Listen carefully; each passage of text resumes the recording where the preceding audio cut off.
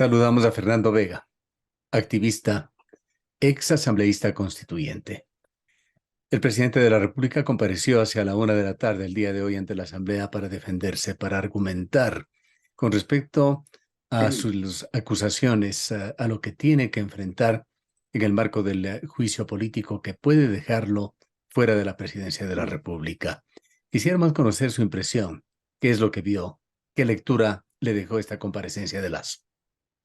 Bueno, buenas, no sé la hora en que salga este programa, pero te saludo, Gustavo, y muchas gracias por la entrevista.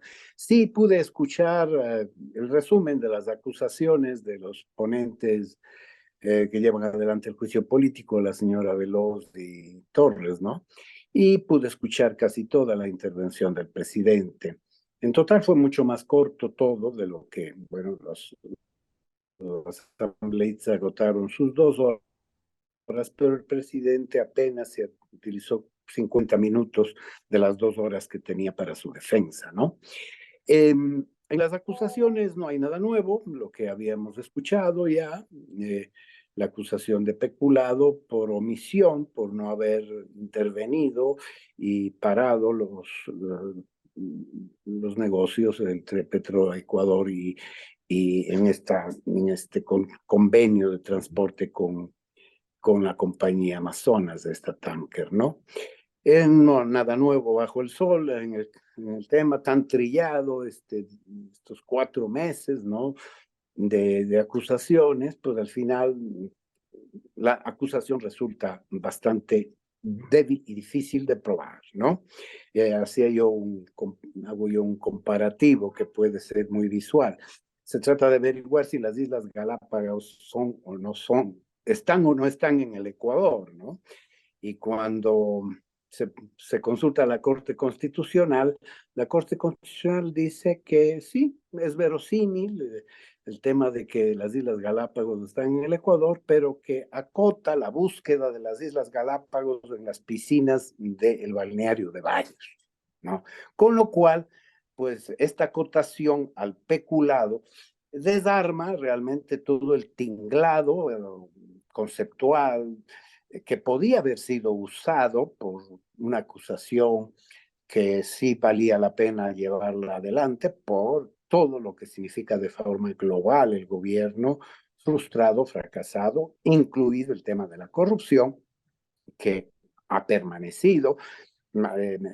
Villavicencio dijo ayer que en una entrevista, cría cuervos y te sacarán los ojos.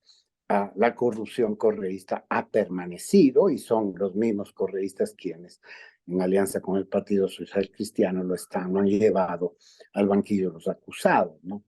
En cuanto a la intervención de Lazo, me parece que Lazo estuvo sereno, digamos, ha cumplido con su promesa y su valor de enfrentar cara a cara a la Asamblea.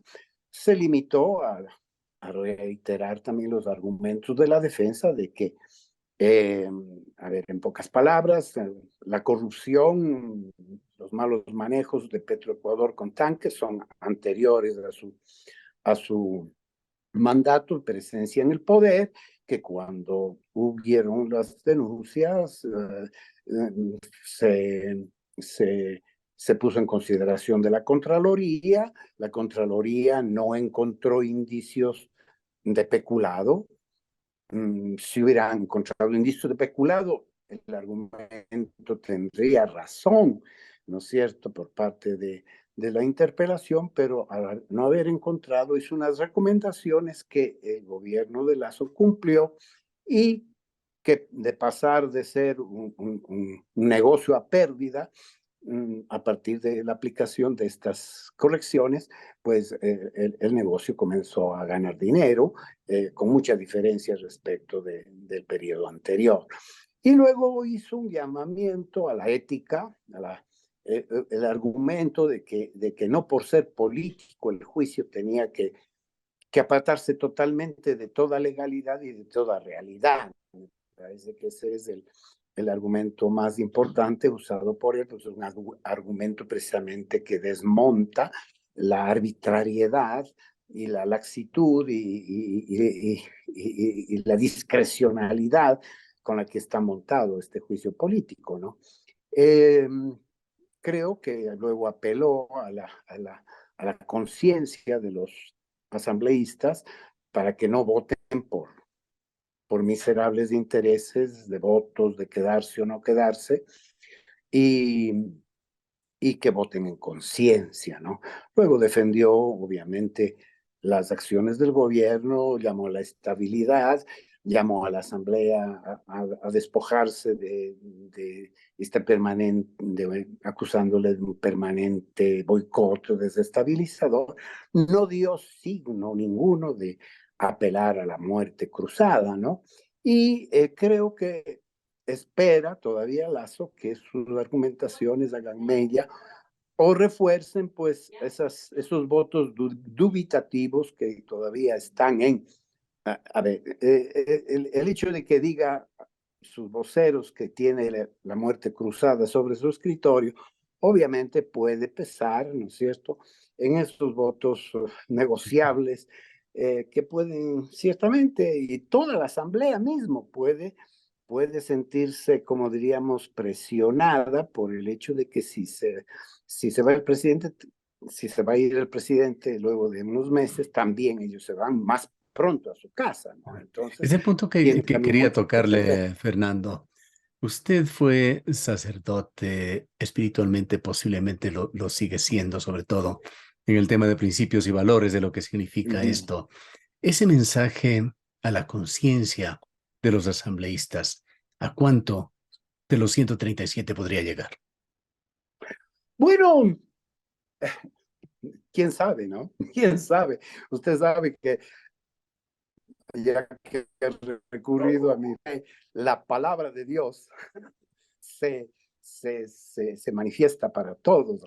La verdad, no voy a aquí a poner que la palabra de Lazo es la palabra de Dios, ¿no? Pero un llamado a la conciencia, a la ética, a la verdad, a la prudencia, etcétera, pues bueno, a veces puede ser escuchada por muchos, ¿no? Por ejemplo, cuando Jonás se va a predicar a Nínive, que va a ser destruida dentro de 3 días, resulta que Nínive se convierte y luego José se disgusta con Dios, dice, me mandas a predicar la destrucción y ahora tú me dices que cómo vas a destruir una ciudad en la que la, más del 90% no saben dónde tiene la mano derecha y la mano izquierda, ¿no?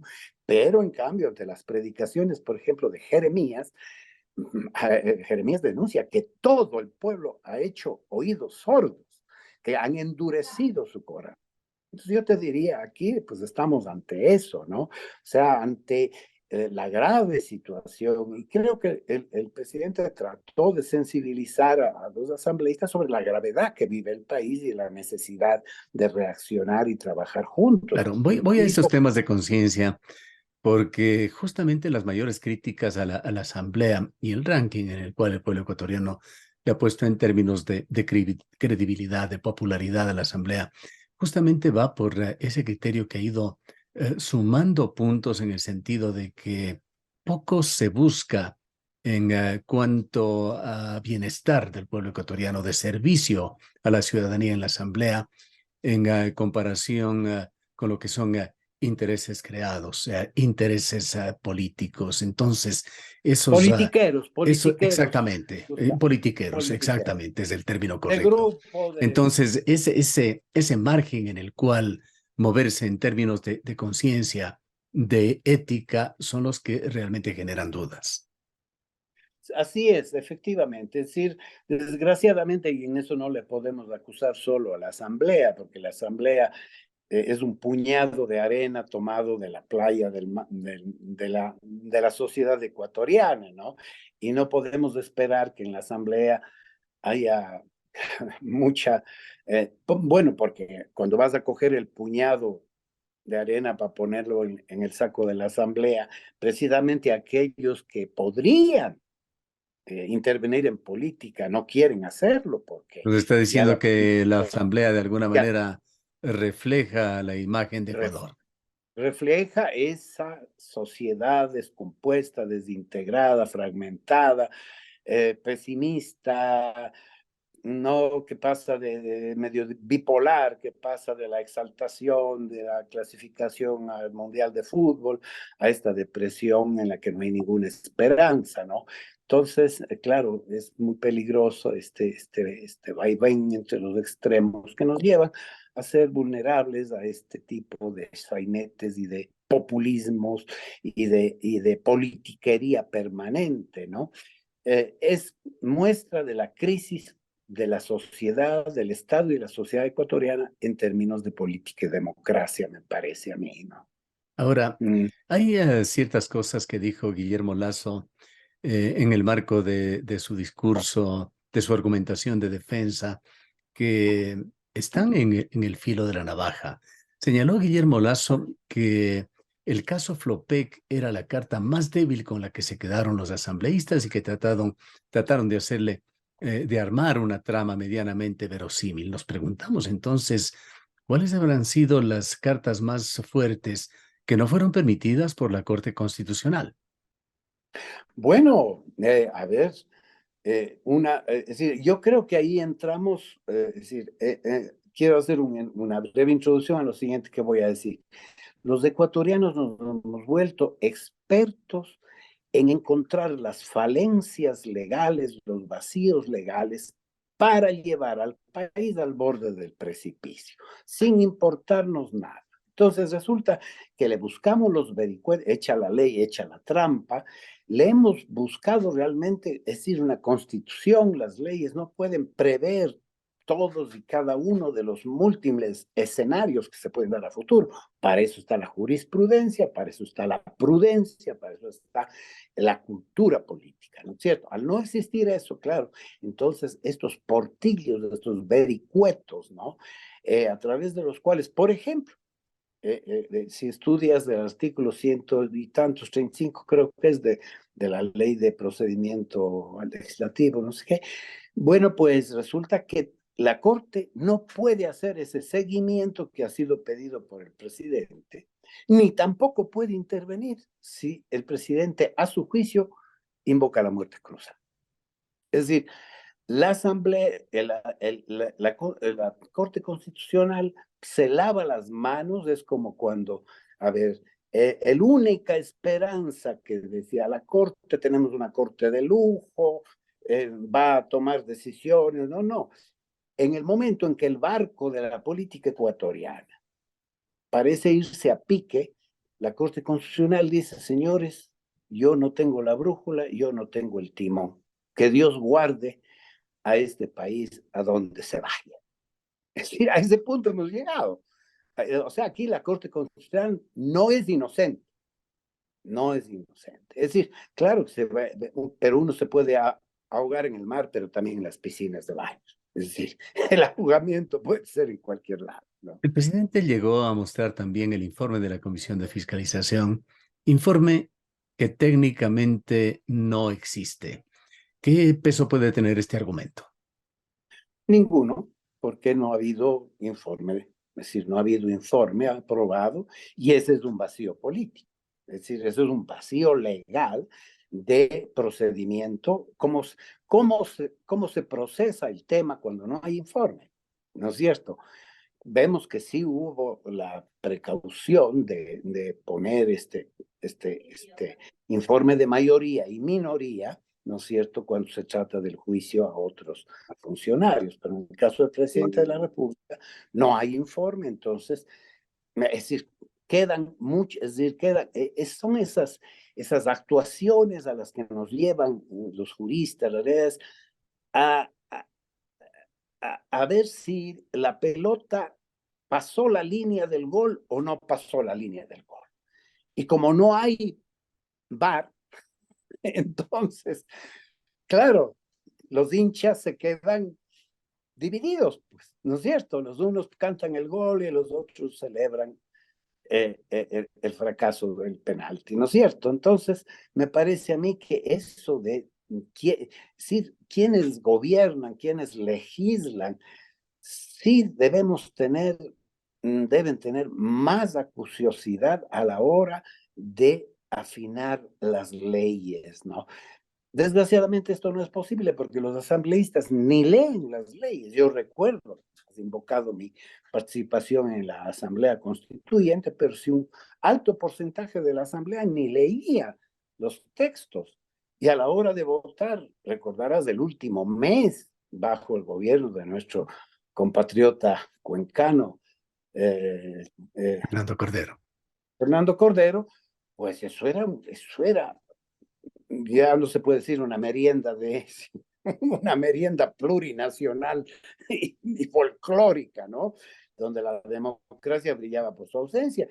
Cuando en la noche se votaba, a altas horas de la noche, el secretario decía, señores, despiértense y voten, ¿no? Es decir, ya la Asamblea Constituyente mostró cómo en este cambio generacional de los representantes de la sociedad política del Ecuador, habíamos ido perdiendo profundidad, calidad, experiencia, etcétera, ¿no?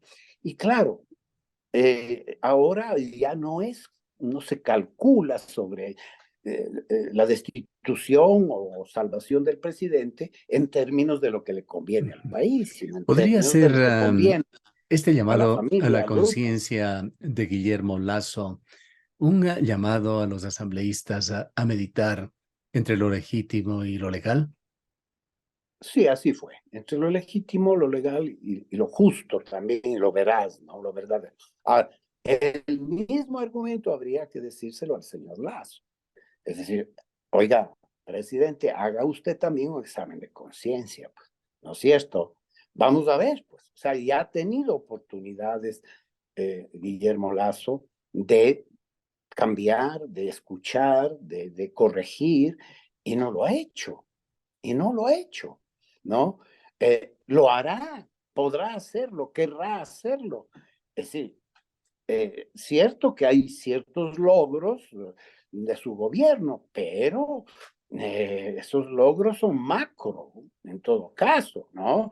Benefician al presupuesto del Estado, benefician al capital nacional, benefician a ciertas empresas, perjudican a otras. También es curioso cómo sus propios aliados de la pura y dura diríamos, banca o empresarial, ¿no?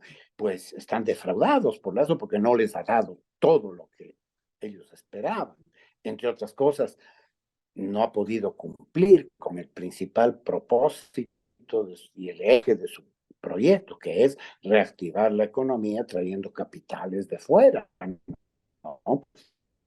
De los ecuatorianos y de extranjeros, puntos de desconfianza, lo que significa, bueno, que ni dentro del país ni fuera del país cree a Lazo tendría que realmente, si quiere, ahora él tendría que plantearse un gobierno de transición, estos 2 años que le quedarían en caso de que se salve de la censura, tendría realmente que hacer un gobierno, ya dejar de lado su propuesta. Yo digo, por ejemplo, ¿no? Como cuencano, si el gobierno, en función de atraer capitales extranjeros, sigue dispuesto a destruir los páramos de Cuenca para que haya algún pequeño, miserable ingreso en las arcas fiscales en el tema de la minería, bueno, me parece que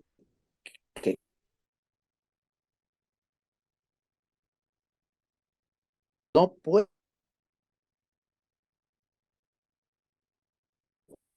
la Suay está entre las provincias que van a ser más afectadas, ¿no? No puede seguir ignorándonos, no puede seguir ignorando los territorios, no puede seguir ignorando las poblaciones, porque están muy bien en Quito y los números parece que mejoran. O sea, hay un dicho de los españoles que dicen, comió el alcalde y ya no hay hambre en el pueblo. Sí, podríamos decir esto, Quito come, y además, fíjense que Pavel Muñoz ha dicho que él promete hacer que Quito crezca por lo menos 5 veces más rápido que el promedio nacional. Fíjese usted, un alcalde funcional al centralismo, Que vive el ¿no es cierto? centralismo, así es. Viva Siendo el usted, centralismo. Fernando, uno de los protagonistas de Montecristi, de los creadores de esa constitución, ¿cuáles fueron los cimientos, las intenciones de fondo, los justificativos para haber aprobado, instaurar esa figura híbrida que coquetea de alguna manera con un régimen parlamentarista, el de la muerte cruzada? Bueno, creo que la intención, como dice la canción aquella, yo puedo asegurarte que su intención fue sana. Si tú naciste mala, la culpa no es de... Es decir, hubo una buena intención. ¿Cuál era esta? El Ecuador había vivido 10 años, una década, de una inestabilidad gubernamental increíble. Es decir, no sé, creo que eran siete gobiernos en 10 años o en 13 años, no me acuerdo. Pero bueno, entonces se quiso poner una salida que pudiera resolver el conflicto entre eh, que viabilizara la posible censura de un presidente dentro de un marco legal, constitucional, ¿no? Esa era la intención. Ahora, no cabe duda que esos textos fueron criticados por ciertos constitucionalistas que decían, es un modelo hiperpresidencialista donde a pesar de esa solución constitucional, le daba mucho sartén por el mango al Ejecutivo, ¿no es cierto? Y esto se hacía con la venia del correísmo mayoritario en la Asamblea, que evidentemente mm, mm, no creía que esa situación se fuera a presentar con Correa, pero por si acaso Correa pudiera en algún momento estar en visos de ser descalificado por la Asamblea, pues pudiera tener la muerte cruzada a mano para consolidar su presencia en el poder, por lo menos sabiendo que tenía cierta opción, además de unas nuevas elecciones, de volver a, a ganar las elecciones, ¿no? Entonces yo creo que hubieron cálculos también de corta visión y de intereses muy peculiares y muy particulares del correísmo para dejar estos portillos abiertos, ¿no? Voy a citarte otro portillo. Todos los derechos de la naturaleza que quieras. Lindo, chévere, blindados. Pero en caso de conflicto, el portero del ministerio decidirá sobre el tema. No. O sea, el ministro del ramo es el que resolverá el conflicto entre el Estado y los ciudadanos. ¿Cómo puede ser eso? Como una instancia de menor cualidad puede, ¿no es cierto? Y claro, metidos en esos berenjenales de las triquiñuelas de la legalidad, pues fíjate que la Corte Constitucional también se metió en un enredo con el tema de los derechos de la naturaleza y creó una ratonera ahí, gracias a que nuestro amigo Carlos Castro logró descifrar el laberinto, es que nos aprobaron a nosotros la consulta cuando ya Yacu había intentado por todos los medios de hacerlo, claro.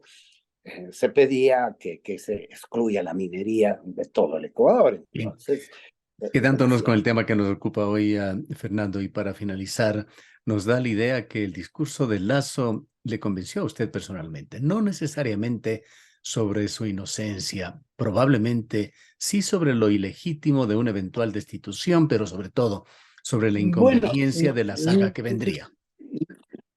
no digo que me convenció porque yo ya estaba convencido de que la Asamblea le puso las bolas de billar muy difíciles a la Asamblea para aprobar el peculado, ¿no?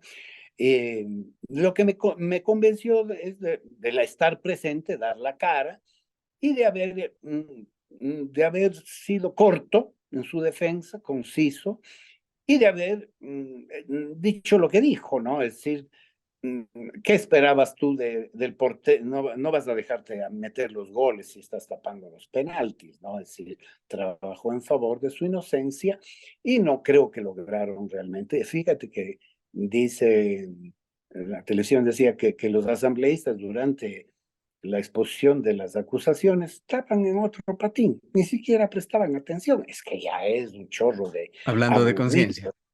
hablando de conciencia, ¿no es cierto? Entonces, ya está decidido. Ahora, yo creo que Lazo apuesta todavía, yo no creo, porque yo canto esto para ni contigo ni sin ti tienen nuestros males remedios, es decir, no, no hay salida. ¿Qué, eso que siempre se ha preguntado, ¿y qué pasa el día después de cualquier cosa que pase ahora en el juicio, ¿no es cierto? Es una incógnita. Pero creo que Lazo todavía apuesta a que este llamado a la conciencia, más las ofertitas que hayan habido, porque hombre del maletín han habido de ambos lados. No pueden decir que solo Lazo andaba con el hombre del maletín. La Asamblea ha tenido su hombre del maletín justo con la elección de las autoridades y no es esto de la Asamblea. O sea, ambos no se pueden acusar de hombre del maletín. Ambos han usado negociaciones políticas, de presión, etcétera. Y además, aunque no lo ha dicho, pero está por ahí rondando la idea de que si se ve que el llamado a la conciencia no surte efecto, vendrá la, la, Muerte la cruzada. muerte cruzada, ¿no es cierto? Y claro, y tendremos lo que tengamos. Es decir, es curioso que durante 4 meses y hasta el último momento no podamos los ecuatorianos tener Muerte alguna cruzada que certeza. significaría quemar las naves. Sí, pues quemar las naves, ¿qué puede? A ver, ahí se abre un escenario sobre el que hay que especular sobre qué va a pasar en ese caso, ¿no? Ahí se abriría otro escenario porque la pregunta que yo me hago, ¿quién imbécil en este momento quiere hacerse cargo de este Estado en soletas? Probablemente lo que interesa a todos estos politiqueros de todas las tendencias es que haya un gobierno débil, manipulable, para que Bueno, pueda ser secuestrado muchos por... buscan esas figuras y seguir pescando a río revuelto. Gracias, Fernando, por habernos acompañado. A ti, Gustavo, buenas, que propases bien. Declaraciones de Fernando Vega, activista, ex asambleísta constituyente.